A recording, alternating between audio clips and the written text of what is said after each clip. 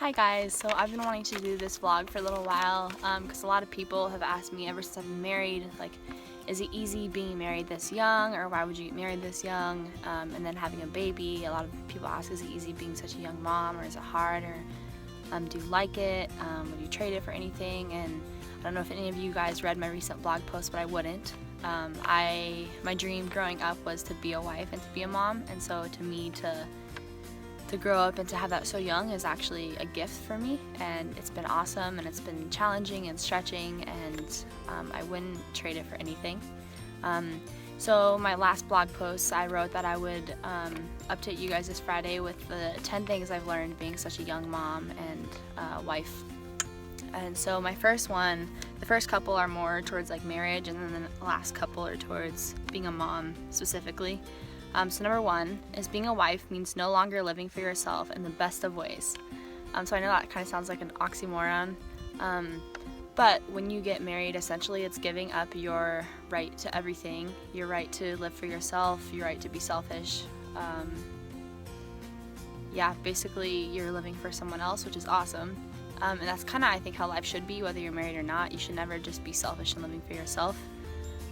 For me, coming with a Christian standpoint, it's always to love God and love others, and then through that love yourself. But I think in marriage, it's like an everyday opportunity to choose someone else, to choose ministry, to choose, anything but yourself, how to serve, how to love someone else before yourself. And I think it's such a challenge, but it's such an amazing blessing to learn how to do, and to wake up every day with that challenge, and to strive, or to be encouraged, I don't know if strive, but to be encouraged to live that out daily.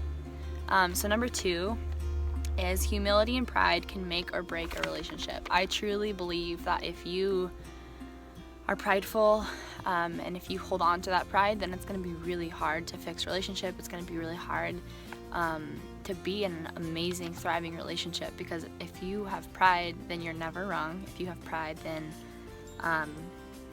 everything is always your way. And I think humility, being able to forgive, being able to admit when you're wrong, being able to stand up to that is the most humble thing, and that brings so much light into relationships when you're able to be humble, and as a couple, if you're able to choose that together. So number three, kind of like number one, but marriage isn't about your happiness. So I've grown up with a lot of people who think, oh, this person doesn't make me happy, so I don't want to marry them. But in reality, you shouldn't be getting married for your happiness, because to me that's a selfish mindset. It's not about serving the other person. It's thinking, how is this person going to make me happy, or what can they do for me? But really it's about you are choosing someone to love for the rest of your life, whether they make you happy or not. The plus is that hopefully most of the time you are happy with them and you do enjoy their company. But I know there are times when you're going to be let down, or you're going to want things that don't happen. So it shouldn't be about your happiness, and it should not be why you choose a relationship, and it shouldn't be why you choose your significant other, because you're probably going to be let down more times than you would like to. That's just life. Number four is love is not always a feeling, it's an action. And this kind of goes with the last one again, but you have to choose to love someone. And yes, I think in the beginning of relationships, it's really about the lovey-dovey feelings, and you are really loving someone and you have those feelings of love towards them all the time. But I've heard this a lot from people, is like, oh, that feeling will wear off, which is kind of sucky, but at the same time, it makes sense. And I know there's things that you can do in your relationship, of course, to keep the love alive, or the feelings there and stuff, but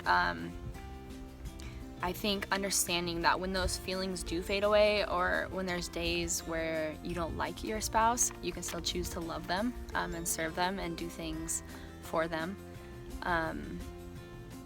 So I don't really have much else on that, I guess, because it's kind of similar to the last one. 5, I've learned this being a wife and a mom, more so a mom because I don't get a lot of time to myself. But number 5 is being filled up is a requirement to function. And I think what I mean by that is it's not necessarily about how much sleep I get in order to be able to function, but it's me getting those 10 minutes or 20 minutes away to be with God, or to read, or to get my nails done or to go on a walk, whatever it is that fills you up and makes you feel rejuvenated and alive. It's really, to me, it's about that, getting that time in the day, because then the rest of my day is full of joy and I feel lighter and I feel, happy, and like I can be there for the rest of my family. And for me, it's putting God first, like it's getting that God time in. And I know that's like something that you should be doing throughout the day, but like setting aside time so I can just be filled up, whether it's just sitting and soaking or, looking at God's creation or whatever that is. And I know it's different for different people.